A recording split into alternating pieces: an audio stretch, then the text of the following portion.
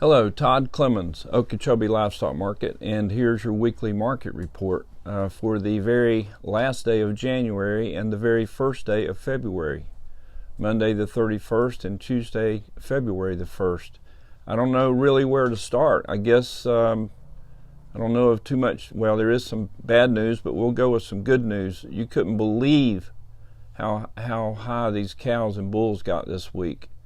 It's another winter event. These storms are rolling across the country, and they're really dumping some heavy snow and bad weather conditions in the northeast and now right through the plains and through the middle part of the country.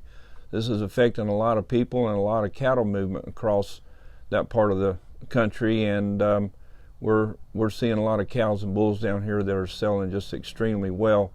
For instance, one bull. And, these prices are extreme, and don't expect that if you bring yours in that you're going to get this price.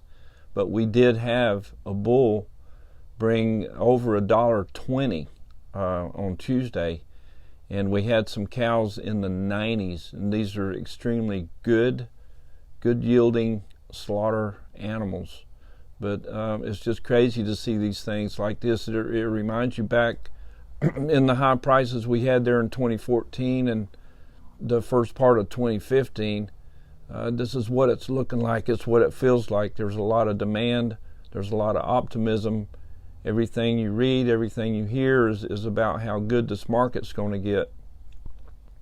I guess, the downside is it is January, it is February, and we just got hit with a really hard frost here in South Florida. We haven't had a winter, it seems like, down here in 10 or 12 years. It's been a while. And I think the weather we had there Sunday night, Monday morning were the lows the same as what we had 10 years ago. So it's been a long time, and we knew it was coming. We just we didn't know when, but we just felt like we were going to have a winter here somewhere, and certainly was bad around the lake and north of the lake and south of the lake. Even down there around Moorhaven, LaBelle, Immokalee, places down south, they really got hit hard, and the grass is brown. And at our ranch, I asked, I said, Matt, how bad is it up there? Is it brown? He said, it's so brown it's purple.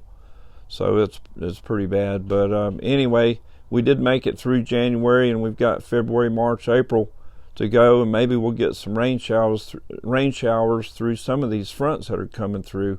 But we're in it. And now we're going to have to manage our pastures and keep our eye on cattle conditions and put out hay and syrup and whatever we can do to keep our cattle in good shape. And the calves are all on the ground for the most part. There's still some coming, but we've got winter conditions here in South Florida, which doesn't happen all the time, but we just got to keep our eye on that. I do believe that as high as these prices are, both calves and cows, and the pasture conditions, that if people have them out there, they're probably going to bring them to town. I would expect some of these the next few weeks for the runs to be pretty good sized runs, but that's okay. These guys are needing them, and calf demand is high, and they're needing the cows and bulls too. So that's good for people that are selling, and it's good to see people pick their checks up and just look at it like, it's a typo or an error or something, and it's so good. But you see a lot of these calves weighing 600 pounds. You'll see them bring $1,000, a few of them here and there.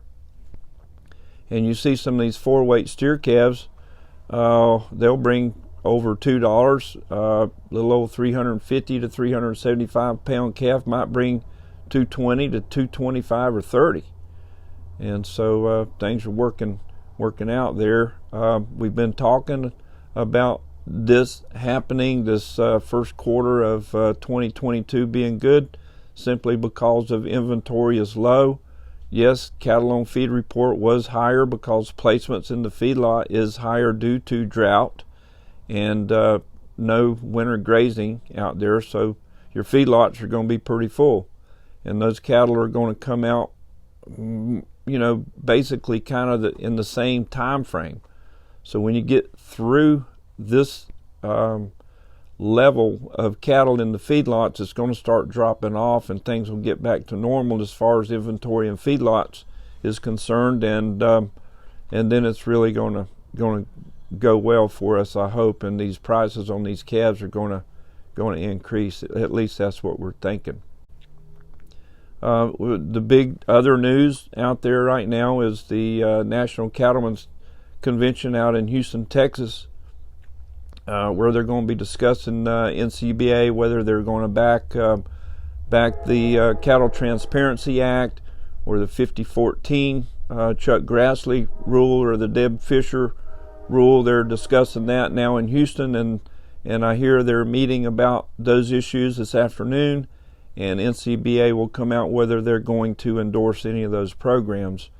And we're certainly hoping that we'll get something done, and we'll get something mandated to hold the packers, hold their iron to the fire there, where we can get some more competition in the cattle market.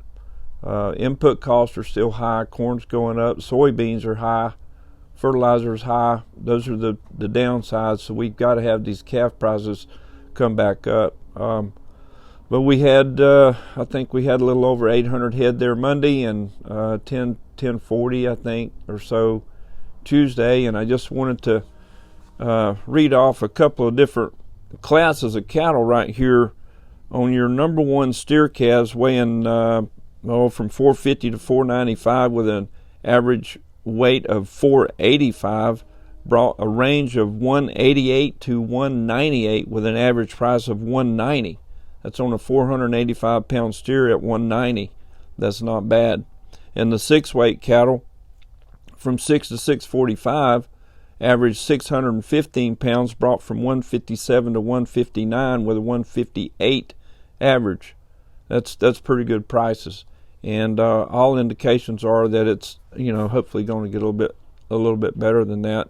The lighter classes of cattle, they're around 300 pounds, went from 230 to 237 with an average price of 233, and these are on number one steer calves. And the market report called those feeder classes unevenly steady. I would say that demand was higher, and they looked like to me they were probably $1 or $2 higher than last week. Your slaughter classes were certainly $4 to $8 higher than last week. So this is 2 or 3 weeks in a row that we've had these higher slaughter classes go up. And yeah, it's weather related, but also I think that beef demand is high, and I just read too where beef exports are extremely high. So beef demand is good, and it's going all over the world, I guess, and so demand's good, and it's affecting the local supply, and boxed beef prices for this time of year are really good, and so hamburger is another alternative to the higher end cuts. And I think the hamburger meat, I haven't priced it in the store lately, but evidently they're needing it because they're really paying for it. So it just goes to show you too that when those packers, if they've got those orders and they're selling that meat, they can give more for it because they're going to move it and they're going to make money doing it. They're not doing it for free. So it's all good on this end. And we did have some high prices, and these are not typos either. On the calf side, Grow Cattle had a little steer that weighed 205 pounds. It brought $2.65, bought by DNS. And on the slaughter cow side, 4S LLC from Moorhaven had a 1,295 pound cow that brought 97 cents, bought by FPL. That's your market report. Thank you.